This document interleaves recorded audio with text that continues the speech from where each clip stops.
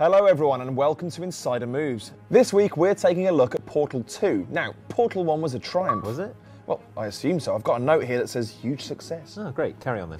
Thanks. But Portal 2 is looking even better. So this week we're talking to Valve to find out what to expect from this mind-melting attack on your funny bone. Next on the agenda is a tantalising look at the orchestrated carnage of the Gears of War 3 beta. You'd better not miss it. What? Better not miss it, like better. Doesn't work. And finally, we'll be highlighting the upcoming Xbox Nations weekend and telling you how to become a record breaker. It's all here on Insider Moves. Keep watching it, please. Coming off as needy. It's been a long time. How have you been? We caught up with writer Eric Walpole and project lead Josh Weir to find out where the story is at the beginning of Portal 2 and how the all-new cooperative campaign changes the standard Portal gameplay. I think we can put our differences behind us. For science. You monster. So at the end of the first game, you shut GLaDOS down, and then you were kind of blasted out of the facility, and you passed out in the parking lot. What we did was when we announced Portal 2, we extended that shot. You saw yourself getting dragged back into the facility.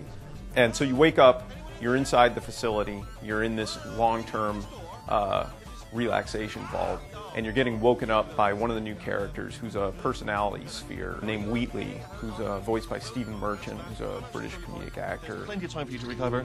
Just take it. Please prepare for emergency evacuation. Stay calm, stay calm, prepare. That's all I'm saying, prepare. The combination of the voice acting, the writing, the animation, and then the sort of environmental design that lets him perform, I think really came together in a way that creates this really credible comedic performance in a game, which I'm really proud of. Let there be light. That's God. It's quoting God. Oh, look at that! Turning. Ominous. I think we knew we wanted to include co-op pretty much from day one. A lot of people that we talked to pretty much told us that Portal 1 was a co-op experience for them.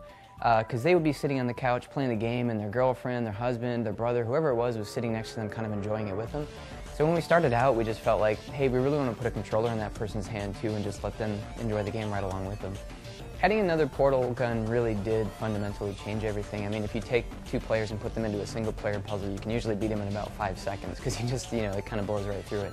So we knew that right off the bat, we wanted to make a whole new puzzle set for them. The biggest thing that we had to focus on, I think, was just making sure that both players really played a key role. We didn't want it that one player kind of went off and did everything while the other person sat in a corner.